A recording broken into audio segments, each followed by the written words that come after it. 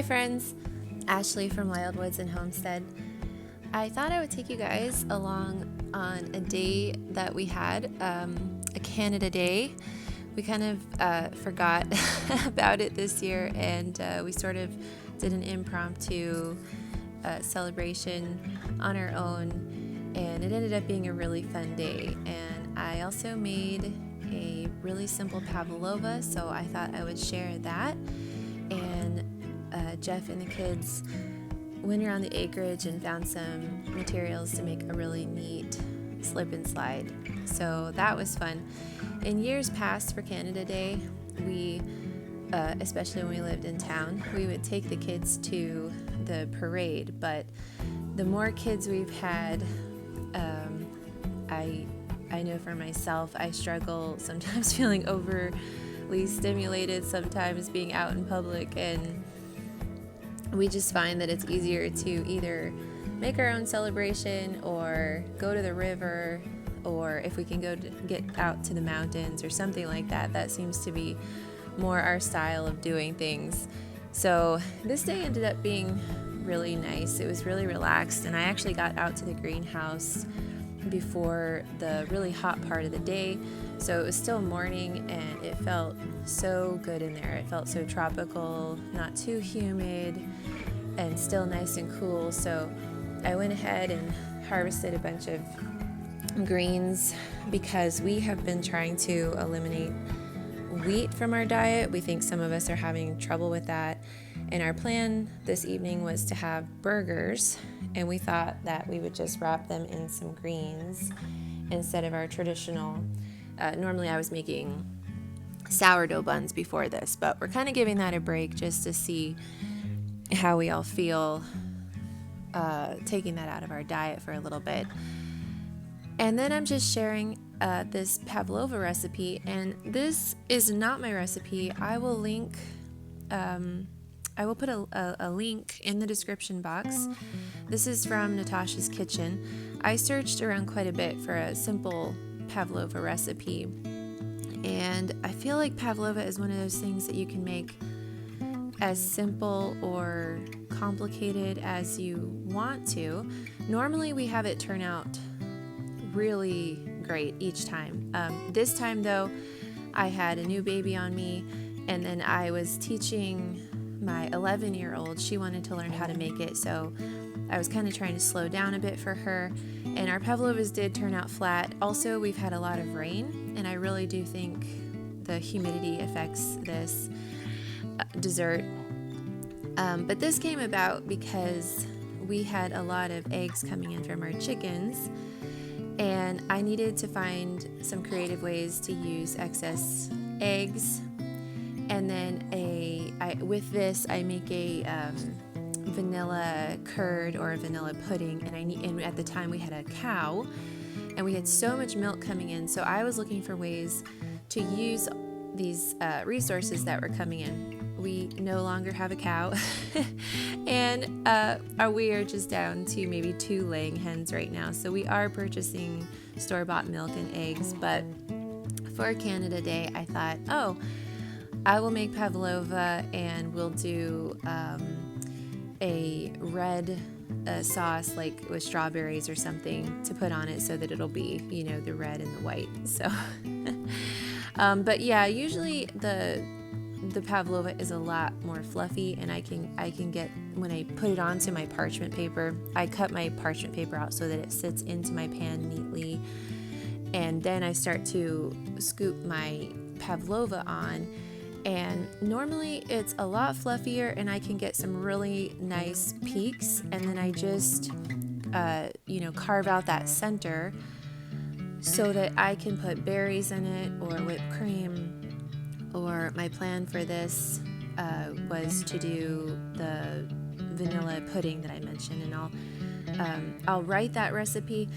I don't actually remember where I originally found that recipe, and in actual fact, it's one of those recipes that I've kind of tweaked over the years to suit what we've had on hand.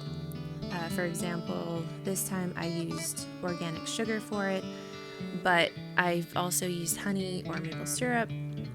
I've also varied using egg yolks or egg white or like the whole egg.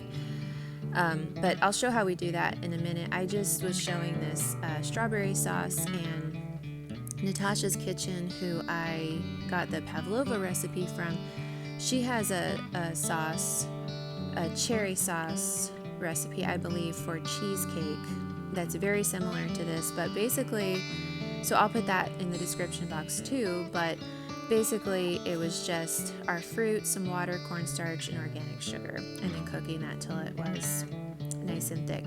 And then those were our pavlovas, and like I said, they were a bit flat, but they at least came off the sheet nicely, and they had just a really nice crunch to them, and they were fully cooked through, so I was okay with it. And then this is the pudding that we make, and I love making this because it, like I said, it uses up a lot of eggs, and if you have a lot of eggs coming in, or you have a milk cow, this is just a really fun recipe, I think. And I do have a bit of a sweet tooth, so I like to sometimes have something sweet on hand. I have sweetened this with maple syrup and honey before, but for this I just used organic sugar and egg yolks, and I just wanted to add a little bit more, so I did double the recipe and I used whole eggs, and I found that the egg whites cooked just fine. You could strain it if you wanted to, like if you had a kind of a more fancy dessert that you wanted to use a curd for, you could strain it, and then that would be best to use egg yolks and not the whole egg. And then that recipe that I do for us, it makes about 2 quarts of this, and it's just really nice on pavlova, or like I said, just eating it like a pudding, like a pudding cup, but not but a little healthier. And then here's the slip and slide that Geoff and the kids here's the slip and slide that Geoff and the kids put together.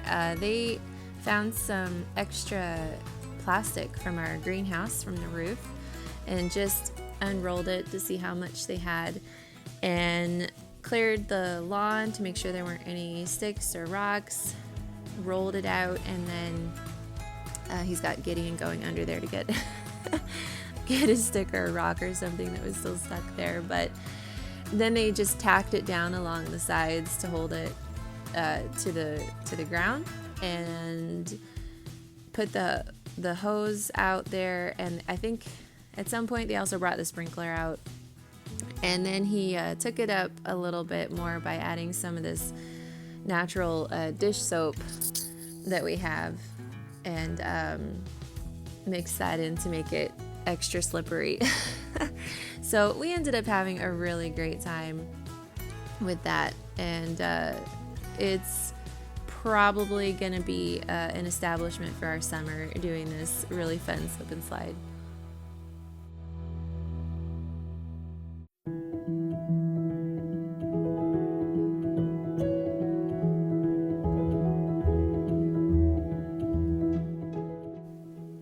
So I thought I would just share the results of our pavlova.